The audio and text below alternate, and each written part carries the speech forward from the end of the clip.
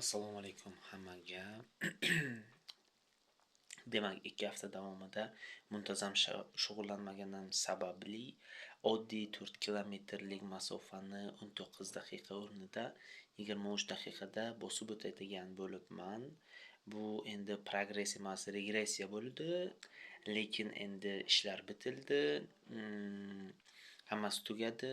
Har kun davomida mashq qilaman.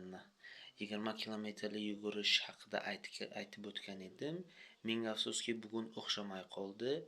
Soat 12 da chiqdim, quyosh zenitda edi va yugurish uncha ham oson bo'lmadi.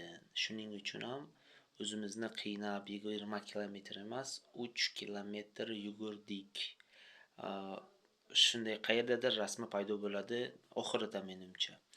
Shunday kuzatib boring, like bosing, obuna bo'ling. Hammaga omad.